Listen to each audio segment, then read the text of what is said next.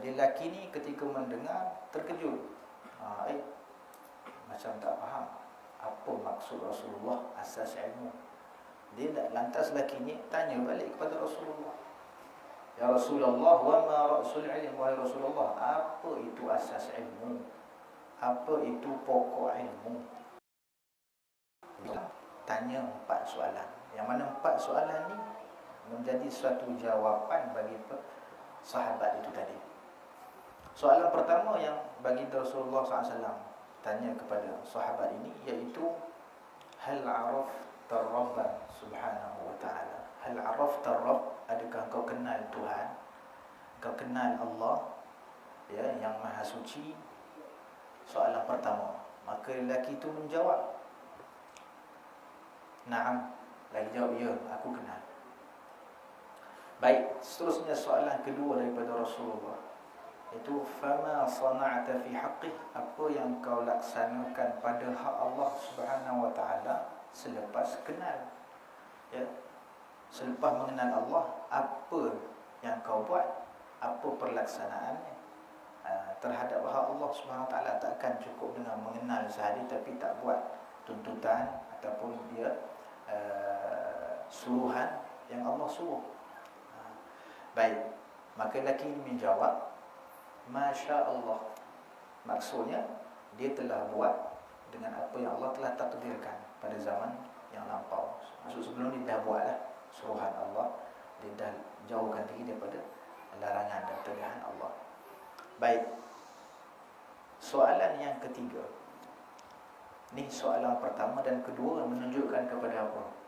Menunjukkan kepada ilmu tauhid. Ilmu tauhid. Jadi sebelum apa ilmu yang luas, ya, sama ada yang berkait dengan akhirat ataupun yang berkait dengan dunia, sebelum tu lagi, ya, kena mendalami dan memahami dahulu, ya, sebagai satu kewajipan ke atas setiap individu Muslim yang telah baligh, ilmu tauhid. Nak kenal macam mana? Kenal Allah dengan sifat-sifatnya yang masyhur, sifat 20.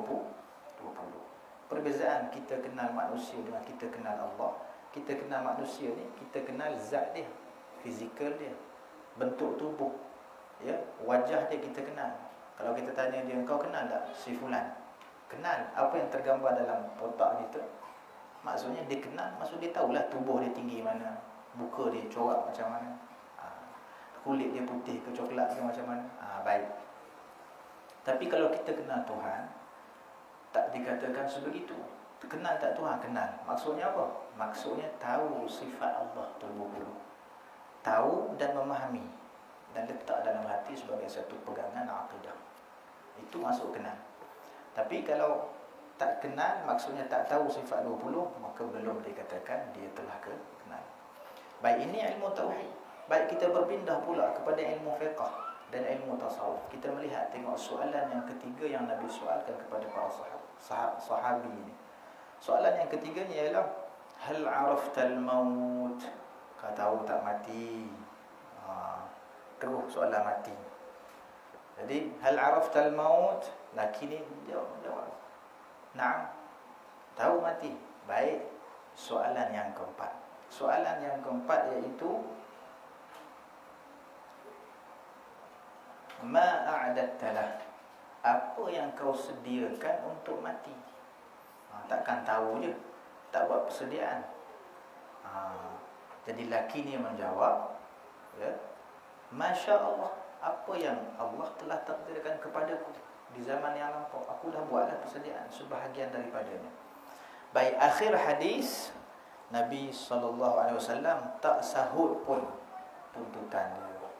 Nabi tak mengajar dia. Nabi kata, fa'adhib, ya, idhab min huna, pergilah, pergi dulu, wa ahkim ma hunak, dan kuasai dahulu, memahami betul-betul dahulu tentang soalan yang Nabi soalkan tadi, dan laksanakan dahulu. Lepas tu Nabi kata, summa ta'al, kemudian nanti kau datang kepada aku balik, wa'allimuka min ghara'ibil ilm, aku ajarkan kepada engkau tentang ilmu yang pelik, tentang ilmu yang luas. Jadi di sini di mana ilmu fiqh terletak? Ya, di mana? Di manakah ilmu tasawuf juga terletak? Yang Jadi rukun agama al-Islam wal iman wal ihsan. Ihsan ni nak tahu secara detailnya kembali kepada ilmu tasawuf. Baik, kita melihat kita sebagai orang Islam, orang yang beriman, ya selepas kita meninggal memang confirm masuk syurga, confirm dengan rahmat Allah Subhanahu wa taala, sebab di dalam hati kita ada asyhadu an la ilaha illallah wa asyhadu anna Muhammadar Rasulullah. Dan masuk syurga ni dengan rahmat Allah. Allah dan janji orang yang beriman, orang Islam masuk syurga.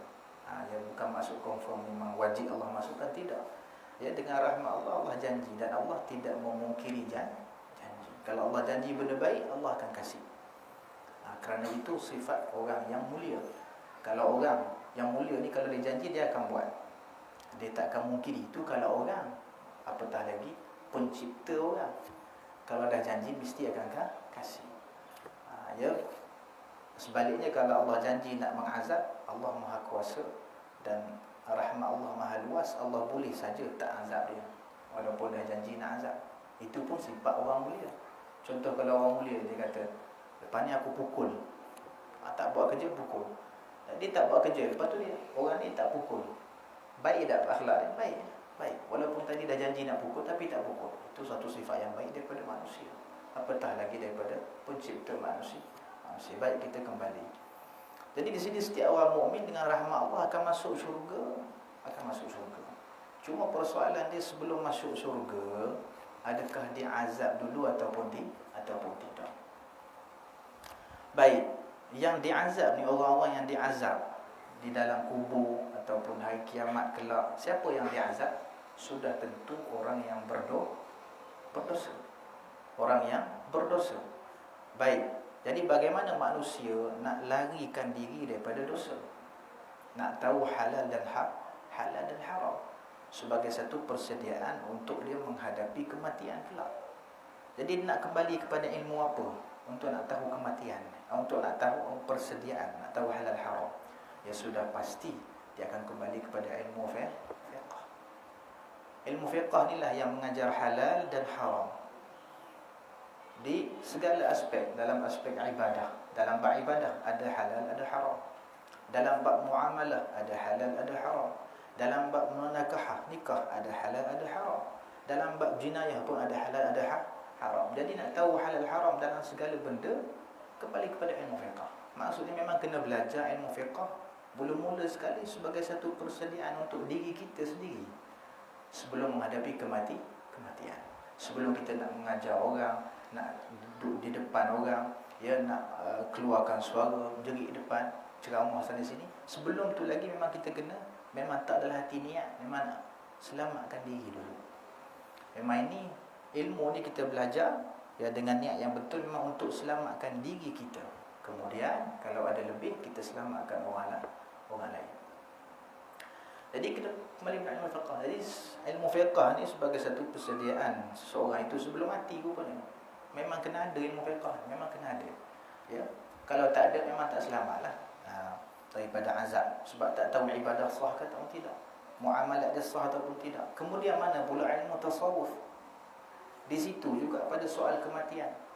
Ya, selepas mati, hamba Allah di muka bumi ni sebelum menghadap Allah, sebelum menghadapi kematian, ya setiap hamba Allah kalau kita tanya, setiap orang mesti nak kedudukan di sisi Allah, mesti nak kedudukan di sisi Allah. Walaupun itu dia tahu diri dia lemah, tak ada ibadah mana, tapi dia nak rahmat Allah, dia nak kedudukan, dia nak keridaan. Baik, dan dia nak juga nak memuatkan iman dia, nak selamatkan diri dia, nak tahu bagaimana ya hati yang bersifat dengan sifat yang mahmudah, sifat terpuji. Jadi dia kena kembali kepada sifat apa? Ilmu tasawuf. Dengan ilmu tasawuf ni, ya kita punya perjalanan di dunia ini insya-Allah ia akan tegak terus. Ya. Tidak apa orang kata apa? Belok kiri kanan. Kalau belok kiri kanan, kita kembali pada ilmu tasawuf, kita terus straight. Sebab kita akan tahu dengan ilmu tasawuf penyakit-penyakit hati yang haram, seperti takaburnya, seperti riya'nya, ya seperti sum'ahnya, seperti ujubnya, ya seperti hasadnya. Kita semua tahu kat mana tu? Tahu pada ilmu tasawuf. Dan itu kalau kita tahu, wajib kita menghindari. Yang menyebabkan kedudukan manusia setelah itu akan menjadi tinggi di sisi Allah SWT. Imannya menjadi makin kuat. Jadi tak cukup dengan kita tahu bab solat, bab puasa, bab haji, tapi ibadah tak ada. Hati kotor. Ya, kita mengajar orang sana sini, Masya Allah. Cuma kita sendiri, kita tak menterbiah diri sendiri. Maka di situ masih tak cukup. Nak cari kat mana? Carilah pada ilmu tasawuf dengan mencari guru yang mursyid.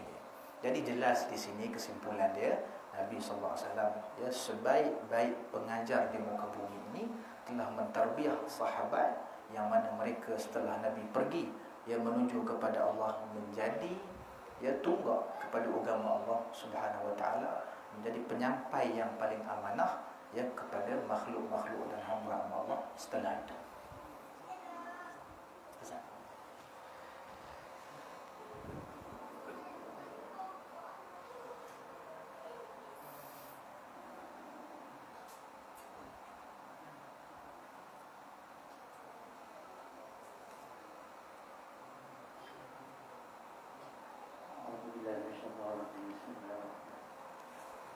Allahu Akbar, Allahu Akbar, Allahu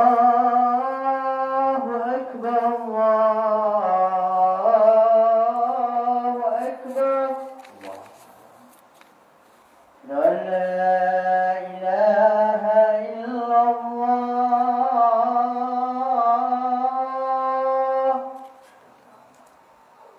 Ashhadu an la ilaha illallah.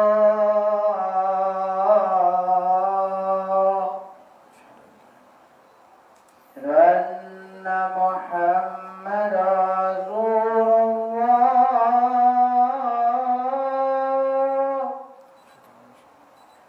Ashhadu anna Muhammadan Rasulullah.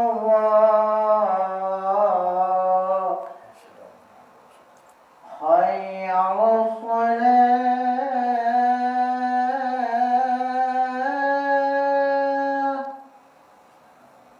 Hayya 'alas salah.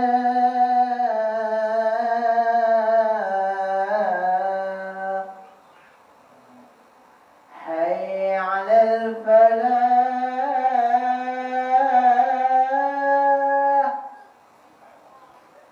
Hayya 'alal falah.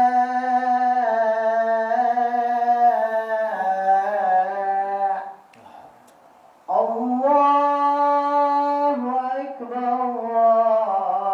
Allahu Akbar. La ilaha illallah. La ilaha illallah Muhammadur Rasulullah.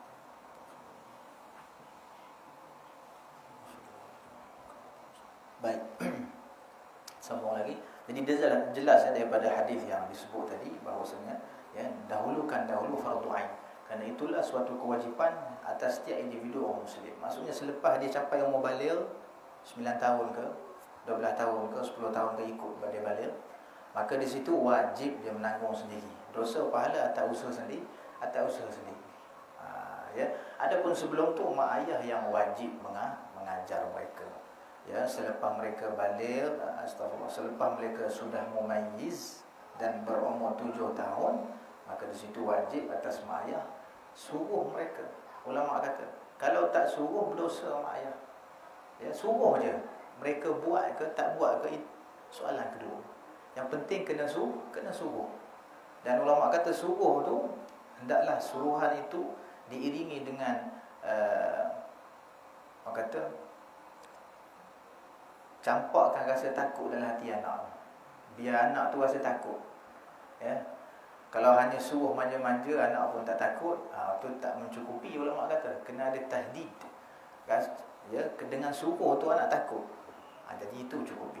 Lepas tu anak solat ke tak solat ke ikut dia, tak dosa. Jadi kita kena suruh. Kemudian anak dah sampai umur 10 tahun, maka digalakkan di dalam syarak. Kalau anak tu telah disuruh tapi dia tak buat, jangan tinggalkan dia begitu saja, bahkan rotan. rotan anak. Sebab tu sunat gontang gontang pula. Gantung rotan dalam rumah walaupun tak rotan. Ya, sebab dia itu ada sifat gerun. Baik, ini ialah fardu ain. Dan ilmu yang kita akan pelajari insya-Allah ilmu fiqh. Ilmu fiqh insya-Allah mengadakan kitab Yaqutun Nafis. Ya, kerana kita melihat di muka bumi ini ya, tariqah ataupun jalan untuk sampai kepada Allah itu sangat banyak. Bi'adadil anfas. At-turuq al-musila ila Allah kathirah bi'adadi anfasil khalaiq. Jadi jalan untuk sampai kepada Allah ni sangat banyak. Maksud cara nak sampai kepada Allah sangat banyak. Ya, manusia terpulang kepada diri sendiri untuk nak memilih salah satu daripada jalan yang sangat banyak ini. Ya, lebih baik dengan nasihat atas nasihat dan irsyad daripada guru. Pilih mana tariqah, guru tolong pilihkan. Jadi tapi kena ya, sebelum tariqah ini, setiap tariqah yang banyak itu semuanya terasas atas satu asas yang tak boleh tertinggal. Kalau tertinggal, sesat habis, tak guna. Ya, setiap tariqah semua yang kita nampak, ya, semua ini terbina atas satu paku. Yang mana kalau tak ada paku ni, asasnya kalau tak ada, maka semua akan jatuh balik, tak akan sampai kepada Allah Subhanahu Wa Taala. Itu tidak lain dan tidak bukan, iaitu ilmu. Setiap tariqah mesti ada ilmu. Ya, mesti ada. Asas dia ilmu. Kemudian bertolak daripada situ, banyaklah cabangannya. Tapi memang asas dia ialah ilmu. Kalau tak ada ilmu, maka di situ syaitan lebih suka dan lebih senang tergelincir dan tertipu, terpedaya dengan tipuan syaitan.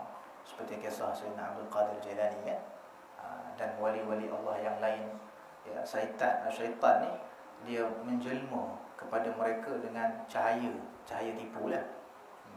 Kemudian banyak daripada ya wali-wali Allah ketika itu yang tak ada ilmu, yang tidak berasaskan ilmu yang mantap, yang betul, maka tertipu dengan syaitan. Syaitan menjelma dan mengatakan, ya, bahawasanya sudahlah, tak payahlah buat ibadat, ya, aku ni Tuhan kau, dah sekarang ni aku jatuhkan taklif daripada korang semua, tak payah buat ibadat dah, cukup, dah banyaklah ibadat yang korang buat, tinggal je lah. Tak perlu salat, tak perlu puasa, tak perlu apa, maka semua tinggal, tak buat dah ibadat lepas tu. Sebab tak ada ilmu, tertipu dengan budaya. Tapi tak kala syaitan pergi kepada Sayyidina Abdul Qadir Al-Jalani yang waliullah dan berilmu betul-betul, dia tak akan termakan dengan tipu daya syaitan. Bahkan dia kata, ikhsa ya la'in, kau pergi jauh wahai ya zat makhluk yang dilaknat oleh Allah, pergi jauh, ya celaka, pergi jauh. Sebab apa? Sebab Nabi SAW, insan yang paling mulia, tak pernah pun dijatuhkan taklif. Nabi semayang sampai Nabi meninggal, Nabi pindah ke alam akhirat, Nabi puasa sampai Nabi pindah ke alam akhirat, Nabi buat haji, semua Nabi buat iman ibadat, tak pernah tinggal. Tiba-tiba hamba Allah yang mana martabatnya bawah daripada Nabi disuruh tinggal pula. Itu kan tipu tu. Ya, kan? Jelas itu tipuan syaitan. Sayyidina Abdul Qadir memang tak percaya, dah ada ilmu, tolak terus, pergilah wahai zat yang celaka. Ya, jadi dengan ilmu insya-Allah ya, pembinaan kita tu semakin kuat. Setiap tariqah terbina atas ilmu. Imam Syafi'i rahimahullah berkata, ya, kalaulah ilmu itu ada kemuliaan tanpa ada takwa, maka jelas zat yang paling mulia ialah iblis. Kalau ilmu tu ada kemuliaan pada diri dan zatnya tanpa takwa, tanpa diiringi dengan takwa, sifat takwa, maka dengan jelasnya iblis itu ialah makhluk yang paling mulia. Sebab apa? Sebab iblis ni, nak kata alim, yang memang masa zaman tu memang dia ketua malaikat, dialah paling banyak ibadat. Tak ada pun di muka bumi ni satu tempat yang tak dilakukan ibadah daripada iblis. Tak ada satu tempat. Setiap tempat telah dipijak oleh iblis, dah dibuat ibadah. Nak kata iblis paling banyak ibadah, paling alim. Tapi sebab apa dia jadi celaka? Sebab apa ditolak, dilaknat oleh Allah? Ya. Sebab apa? Sebab takwa tak ada. Tak menjunjung perintah Allah. Allah suruh dia sujud, tak mahu. Tak mahu junjung perintah Allah. Rasa dia lebih baik. Itu semua kena kembali kepada tasawuf tu. Kau iblis tak ada tasawuf. Tak ada tasawuf iblis. Ya tak ada takwa. Jadi itu sebab tak ada tasawuf ni bahaya.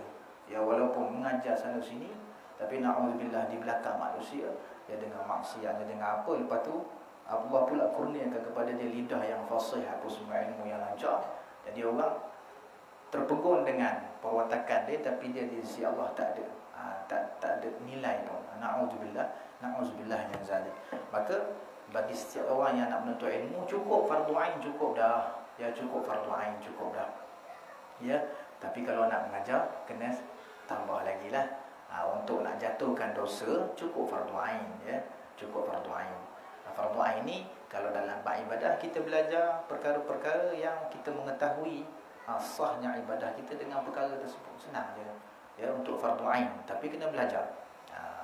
Tapi kalau nak belajar untuk mengajar, untuk nak menghalang syubhat-syubhat yang datang dalam agama, nak menolak syubhat, ya, itu semua kena ada penambahan. Baik. Jadi mula-mula sekali kita sebelum menuntut ilmu, seperti mana dipesan oleh ulama, ya hendaklah niat kita kena ikhlas. Itu supaya pertama sekali niat kita kena ikhlas. Maksudnya memang menuntut ilmu ni kerana Allah. Maksud kerana Allah, nak keridaan Allah. Nak keridaan Allah daripada kelakuan kita menuntut ilmu. Ya. Jadi bina tu biarlah pembinaan atas niat. Ya. Kerana apa? Kerana ada sebuah hadis yang dikatakan niyatul mu'min khairun min amalihi. Niyatul mu'min khairun min amalihi. Ulama kata hadis tu lebih kurang ada 9 takwil. Ada 9 takwil. Di antara takwilnya niyatul mu'min khairun min amalihi itu maknanya ialah niat seorang yang orang beriman itu ialah salah satu daripada amalnya yang baik.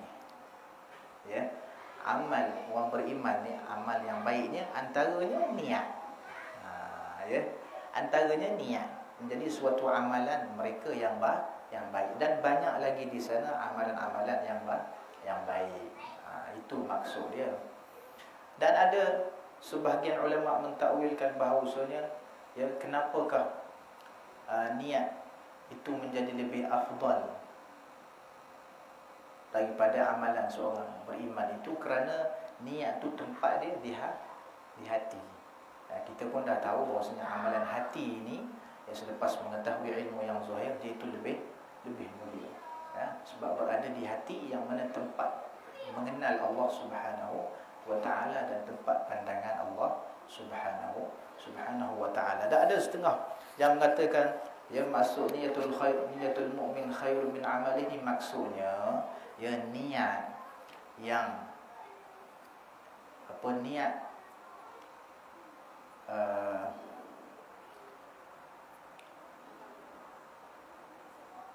maksudnya niat orang beriman ni, dia niat saja tanpa ada amalan itu lebih baik daripada amalan tanpa niat. Itu maksud dia. Ya, seseorang beriman, dia niat nak buat benda baik tapi dia tak buat lagi. Hal ini lebih baik daripada dia buat amalan tapi tak ada niat. Itu maksudnya.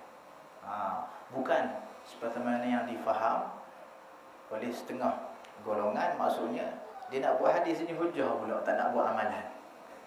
Ya, niyatul mu'min khairun min amali.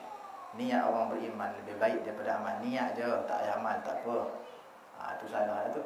Ya, sebab tu kita tafsir ataupun syarahan, kembalilah kepada tafsir dan syarahan ulama. Jadi hendaklah mula-mula sebelum menuntut ilmu, ya, hendaklah niat tu kena betul. Kerana kalau niat betul, insya-Allah, ya, dengan ilmu kita akan sampai kepada Allah Subhanahu wa ta'ala. Sama ada kita faham ilmu secara luas ataupun kita ni faham sikit-sikit, yang penting memang dia akan sampaikan diri kita kepada Allah sebab niat sudah ikhlas. Tak kira jadi alim tak alim ikut, ya. Ya, kadang-kadang dia sifat dia malah macam tu.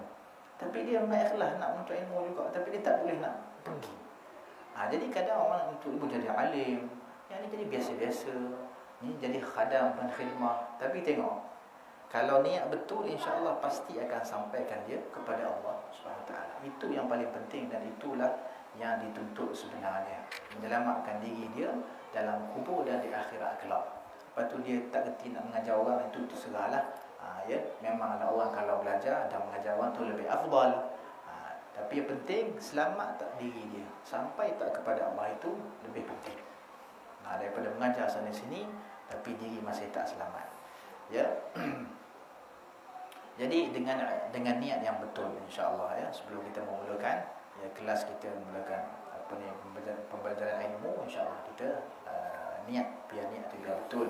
Ya, setengah-setengah ada satu perkataan orang-orang yang terdahulu, talabna al-ilma li ghairillah fa aba al-ilmu an yakuna lillah.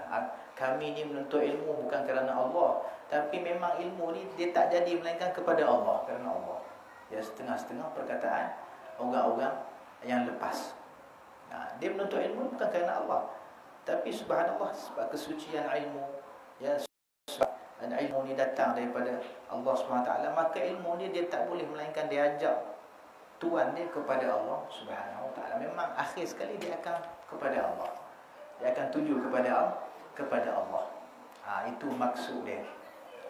Tapi setengah ulama nasihat, ya, jangan kita buat sebagai dalil. Ni ada orang-orang dulu dia kata talabna al-ilma li ghairillah fa abal ilmu an yakuna lillah. Kami menuntut ilmu bukan kerana Allah, kerana harta, kerana nak duduk di tempat senang mewah, kerana nak ini sanjungan. Tapi akhir-akhir sekali dia akan pergi kepada Allah juga, akan tinggal dunia juga, akan ni. Betul, memang ada macam tu. Orang yang telah diberi taufik dan saadah as-sabiqah min Allah, memang ada, betul. Tapi kita confirm ke kalau kita menuntut ilmu tak niat, nanti akhir-akhir akan jadi macam tu? Tak confirm. Kita betulkan niat pada mula-mula sekali. Jangan kita buat dalil pula, oh tu zaman dulu dah ada orang cakap macam ni. Kita pun insya-Allah kita belajar, nak duit, nak apa kedudukan, insya-Allah lah akhir-akhir nanti 40-50 kita akan kembali kepada Allah. Tak tengok sebelum tu mati dulu. Tak boleh buat dalil, ulama kata tak boleh. Ya, sebab tu ulama kata makna perkataan ini, ya, makna dia macam mana? Supaya manusia takut sikit dengar. Yang tadi makna tu manusia macam tak takut. Dia nak buat dalil hujah pula, dia tak nak niat mula-mula belajar. Ni ada satu makna yang disebut juga oleh ulama. Saya nakalkan daripada kitab Syekh Abdullah Basaudan. Dia seorang ulama hadrami, ulama besar. Dia ada syarah kepada kitab Risalah Al-Jami'ah. Ya. Beliau mengatakan, ini memang bahaya. Orang menuntut ilmu tak niat betul-betul, bahaya. Apa dia kata? Talabna al-ilma li ghairillah fa abal ilmu an yakuna lillah. Maksud dia, ya, kami menuntut ilmu bukan kerana Allah. Baik. Maka apabila kami menuntut ilmu bukan kerana Allah tu, ilmu yang kami menuntut tu tak masuk-masuk, tak faham-faham, dan tak mendekatkan langsung diri kepada Allah SWT. Padahal banyak dah menuntut ilmu ni tahun-tahun, tapi masih sedap buat maksiat, suka buat maksiat, masih orang kata senang nak kalah dengan nafsu. Macam mana? Padahal kitab baca banyak dah. Sebab apa tu? Sebab tak ada niat tu. Sebab niat salah. Maka kami tak dapat daripada ilmu itu melainkan lafaz dan riwayat sahaja. Berkata fulan bin fulan, syurutus salah, syurutul wudu, cakap sana sini, tapi dapat lafaz dan riwayat kepada orang saja. Ya, tapi hakikat ilmu yang mana dekatkan diri kepada Allah, dia tak dapat. Itu maksud perkataan talabna al-ilma li ghairillah fa abal ilm an yakuna lillah. Ilmu ni enggan melainkan nak kerana Allah juga. Kalau mu tuntut ilmu bukan kerana Allah, memang mu tak akan sampai. Memang mu tak akan dapat kami. Kami ni nak, dan kami enggan nak tuju kepada orang yang menuntut tanpa ada niat yang betul. Jadi menuntutlah banyak mana pun, jauh mana pun, tak akan sampai juga.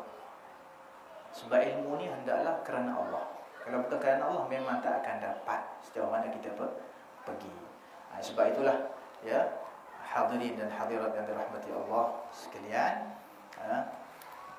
ilmu yang kita akan belajar ni ialah ilmu fiqh, hakikat fiqh ni pada zaman dahulu ialah segala ilmu bidang agama. Fiqh, segala ilmu agama. Tak kiralah ilmu tauhid ke, ilmu tasawuf ke, ilmu tafsir ke, ilmu fiqh, hadis. Semua tu dipanggil apa? Dipanggil fiqh. Itu makna fiqh. Ya. Man yuridillahu bihi khairan yufaqihu fid din. Allah fahamkan dia tentang agama. Fahamkan agama luas. Banyak ilmu. Baik, kemudian datang golongan kedua dan lapisan kedua daripada golongan ulama-ulama besar untuk menyenangkan ya kepada manusia memahami ya istilah ini. Maka ilmu fiqh ni dikhususkan pula.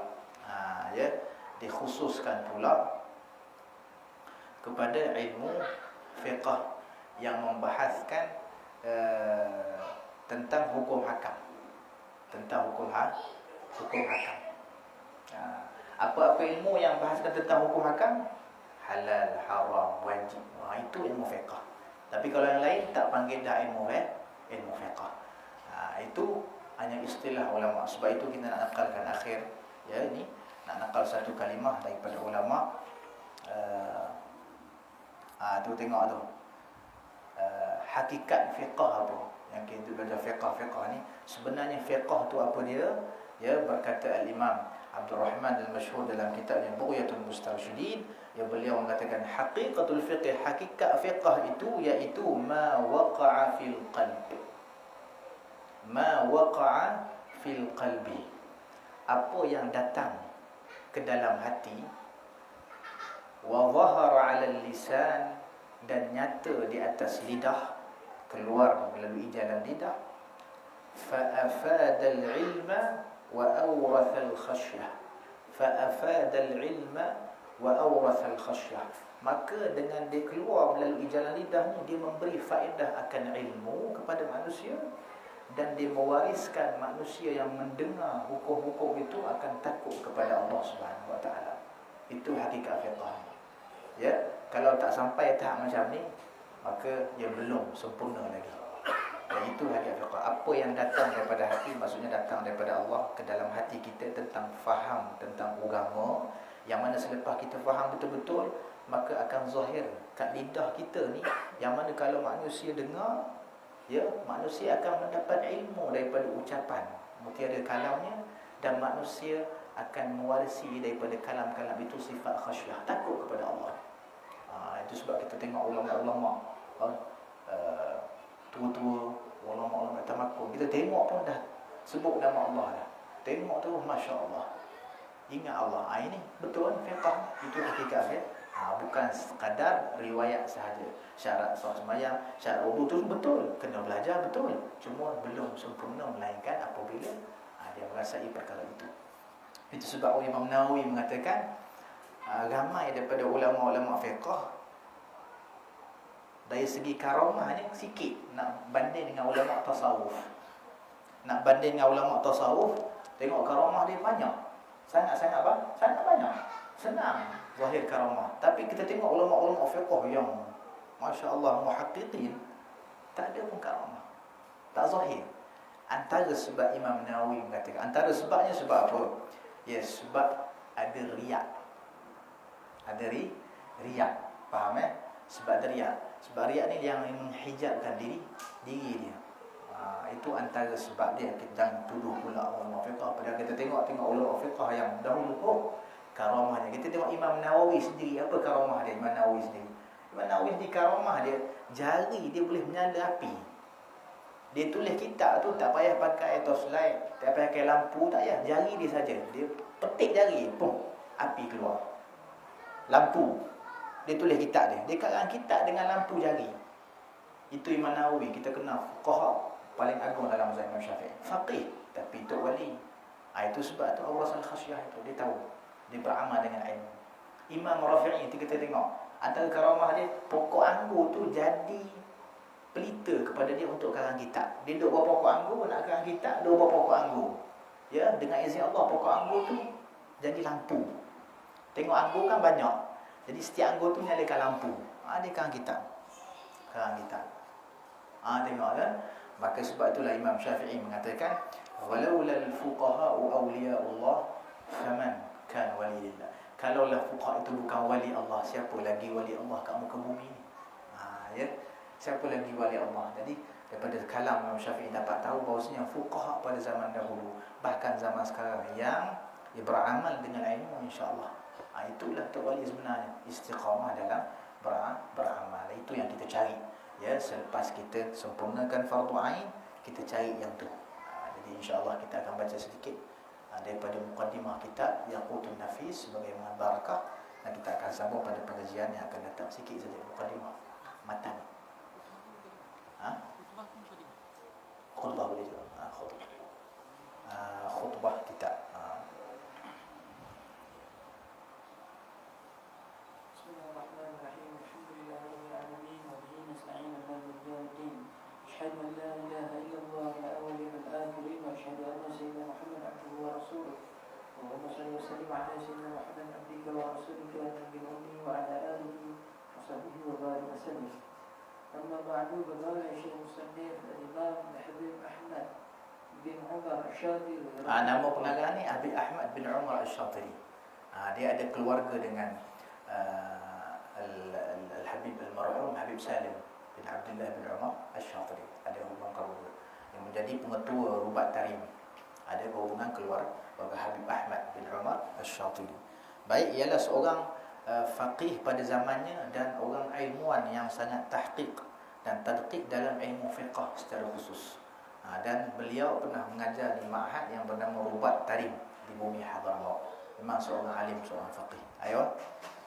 Amma ba'du, berkata Syekh Musannif Al-Imam Habib Ahmad bin Umar Asy-Syatiri rahimahullah wa nafa'ana bihi wa bi 'ulumihi wa bi 'ulumikum wa bi asrarihi wa bi asrarikum fid darain. Amin. Bismillahirrahmanirrahim.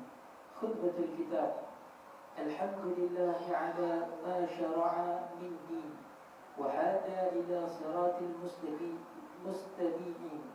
Wassalatu wassalamu ala rasulil amin Sayyidina Muhammadin wa alihi tahirina wa sahbihi ajma'in. Amma ba'du, faqad asyara alayya man la manduhata. Jadi karangan kitab ni dia nak karang sebab ada permintaan daripada guru dia. Ini kebanyakan orang-orang zaman dulu. Dia bukan karang kitab sebab dia confident dengan ilmu dia, tidak. Tidak. Dia karang kitab bukan sebab dia yakin bahawasanya ilmu dia boleh manfaat. Sebelum tu lagi memang ada orang minta kepada dia. Antaranya guru dia, antaranya kawan-kawan dia. Dengan itu dia pun mula karang kitab. Adapun dengan daripada diri sendiri, dia tak akan karang sebab dia cukup memadai dengan kitab-kitab yang dah ada. Itu antara sifat ulama dahulu lah. Tapi dia karang kitab dia sebab ada permintaan orang atasan ataupun kawan-kawan yang ikhlas. Ayo. Li fi mukhalafatihi wa la mudhala illa ila muwafaqatihi. Dia kata, aku tak boleh tolak permintaan ni. Aku segan nak tolak permintaan ni. Tak ada tempat lagi melainkan aku kena menyahut juga permintaan ni. Siapa dia tu yang minta? Ayo. An aktuba risalatan fi madhhabi Imam Syafi'i. Imam pengarang kitab ni dia kata risalah. Kitab ni sebagai risalah, karangan ringkas. Padahal masya-Allah tebal. Mengandungi 4 rubuk ibadah dan kesemuanya, muamalahnya dengan munakahah, jenayah. Ayo. Jami'atan lit-ta'arifi, hawiyatan li arkani wa syuruti. Dan antara keistimewaan karangan ini, daripada mula sampai akhir dan belajar pun senang, insya-Allah. Kita nak faham fiqh senang. Jadi dia sebut setiap benda tu dia akan sebut rukun dia ada berapa, lepas tu sebut syarat dia ada berapa, lepas tu sebut perkara yang batalkan. Habis pindah pula pada ibadat satu lagi, sebut rukun dia ada berapa, syarat dia ada berapa, apa yang perlu dilakukan, itu sahaja. Sangat ringkas dan senang dipelajarinya. Ayo. Musawiratan lil anwa'i. Setiap ibadah dia akan bagi gambaran akhir sekali. Dia akan bagi gambaran akhir sekali. Akhir sekali, contohlah bab jual beli. Bagaimana gambaran dia? Contoh si Said jual kepada si Omar, maka si Omar terima jualan. Dia akan bagi gambar. Ini senang, insya-Allah. Ayo. Khidmatan li muta'allimina. Khidmatan ni. Ya, sebagai satu khidmah, ya, suatu usaha untuk bagi pelajar-pelajar yang kecil. Padahal kitab ni besar, tawaduk dia.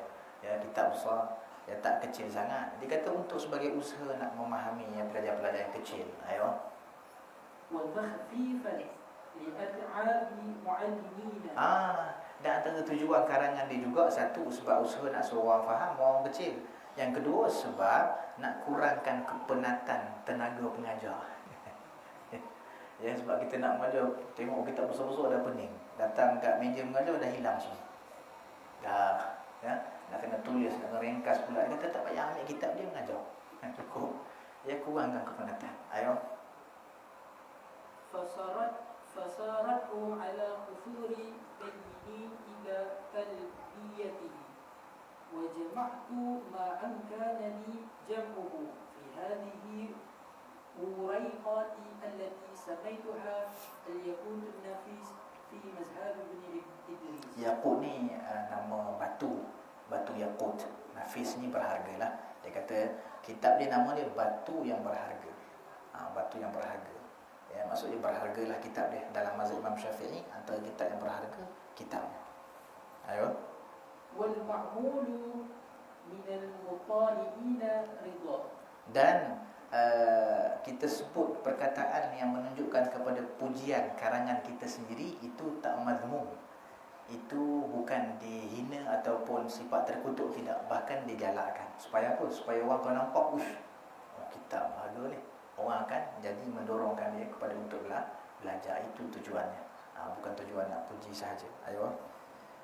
والإعظام أما ليس متعين خطائي ومن المولى سبحانه. Dan musannif tawadhu'nya mengatakan siapa-siapa yang baca kitab ni dan nampak benda yang betul, ambillah. Kalau nampak benda yang salah, tolong cek balik. Jangan terus salahkan. Cek balik. Takut-takut benda tak salah, kita yang tersalah. Tolong cek balik. Jangan terus salahkan. Ayo. ومن الموالى سبحانه إنسابة والقبول. مقدمة. اعلم أنه. Dah, habislah. Cukup setakat tu. Baik, cukup setakat dulu. Kita baca sebagai mengambil barakah. Dan insya-Allah pada pengajian yang akan datang, minggu keempat, insya-Allah kalau ada izin Allah, dengan izin Allah kita sambung lagi insya-Allah. Jadi kita sudahi majlis kita dengan tasbih kafarah dan surah Al-Asr. Subhanakallahumma wa bihamdika asyhadu an la ilaha illa anta astaghfiruka wa atubu ilaik. Bismillahirrahmanirrahim. Al-Asr. Innal insana lafi khusr illa alladhina amanu wa 'amilus salihati wa tawassaw bil haqqi wa tawassaw bis sabr. Wassalamu alaikum warahmatullahi taala wabarakatuh.